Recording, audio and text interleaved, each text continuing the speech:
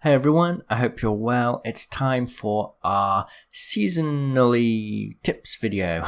Today we have 27 tips, this time focusing on the changes in Season 5. That means all of the new content, the changes to the map, Loba, quests, and all that. And we're going to jump straight into it. Now, of course, there's going to be a lot of Loba tips here, but there are also some interesting map changes to talk about and some information you may not know from previous seasons. First up, you should use the Mastiff with ADS. When you ADS with the Mastiff, the spread is reduced massively. If you don't ADS, it has a really long horizontal spread. In some cases, using that horizontal spread could actually be useful for getting a hit very long range, but up close, yeah, you definitely want to ADS. On to our next tip, let's talk about the Mastiff iron sights. I think the iron sights are better than any scope because they are perfectly shaped in the form of the spread, which means you can easily tell if you're going to hit your shots, how on target it is, and how close you need to be to a target to do the full 100 damage. Tip 3. This spot here is a very special spawn. It usually has golden weapons, golden knockdown shields, and high value items. I think it shares the same loot pool as the firing in Octane's Gauntlet. Tip number 4. As Loba, because you can see purple and gold items through walls, sometimes you can use that to know exactly where a player is. For example, if there is a select fire attachment on the floor and they pick it up and it disappears, you know exactly where they are. It can be useful in some cases, so keep an eye out. Number 5, you can cancel the animation or at least cut part of it out by touching a wall after you throw your bracelet. It's hard to get this working in the middle of fights, but it can be possible. Throw your bracelet near a wall and then jump to wall jump off it and the animation will be cut. Quickly aim down sight and you'll save yourself a second. This is my favorite strat with Loba. You land in the middle of rig, go straight for the charge tower, put down your ult, grab some armor and then go fight. Usually you're going to get some level 3 or level 2 armor instantly, which is really going to turn the tides of battle. Especially if you all land there as a team, it's really going to work very well. There's a secret room near salvage and you can actually jump down here without redeploying here. You just need to jump on this metal bit here, jump down, and there's always a golden knockdown shield here and sometimes some other golden loot. When you want to leave, you need to activate this button and it will bring down a zip line for you to climb out.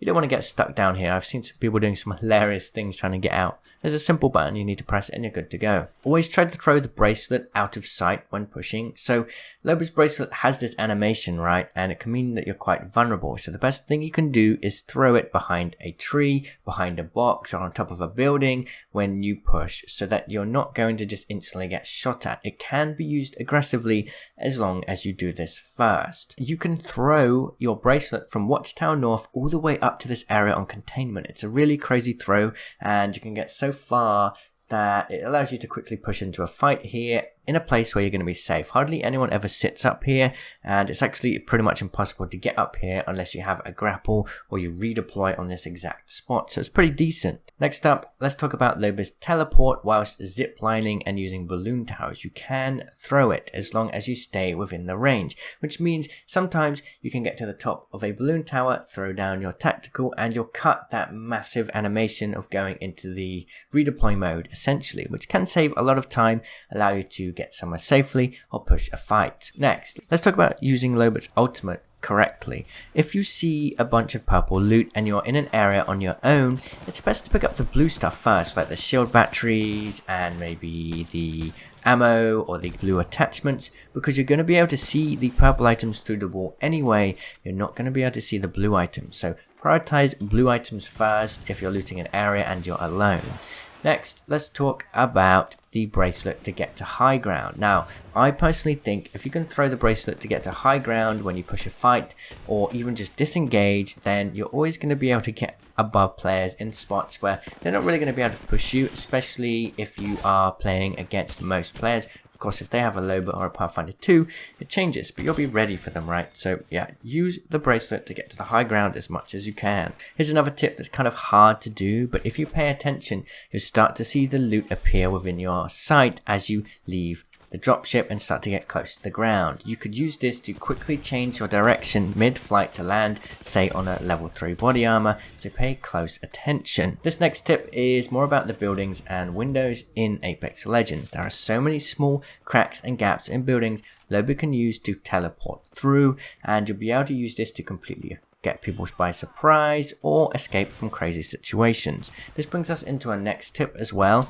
If you want to jump over objects quickly and carefully, or you want to go through windows and you want to make sure that it actually goes through the area, make sure the arrow indicator is orange. That means where you land is going to be out of your current line of sight. So for example, on a building, on the other side of a building, or through a window. So pay attention for that orange. Next, let's talk about stealing from loot vaults and Bloodhound's trials. With Lobos Ultimate, you can actually steal items from within these areas, but if you do, an alarm will go off and your ultimate will break, meaning you'll only get one item. So this is kind of another tip following on from this.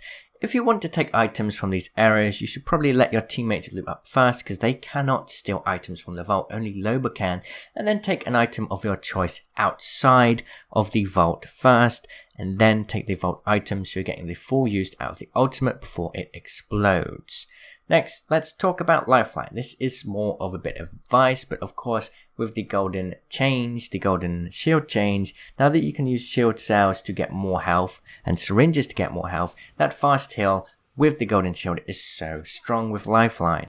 Now let's talk about Pathfinder's nerf. Pathfinder's nerf was pretty strong, which means you need to change your playstyle when playing with him. Treat Pathfinder like you would Lobo or Wraith, so use the grapple to get out of situations or when you really need to push a fight. Don't just use it all the time, because you're going to get caught in some situations you won't be able to get out of. This is another tip that many people don't realize, but charge towers do recharge over time, so if you give it some time, then, well, you'll be able to get another ultimate out of it. So don't expect that as you go through the game you won't be able to use these, you still will be able to. The charge tower will give an ultimate to everybody standing on it, including enemies. So yeah, make sure you haven't got any bad guys standing on there with you, because they may use it against you. When we're playing quests, you can also find hidden loot in supply bins or in some rooms spread around the map. With a bit of searching, you can usually find high level armor and golden weapons to take out the prowlers with. Once the dropship comes in quest, a legend like Path or Octane will make it very easy. You can just throw your zipline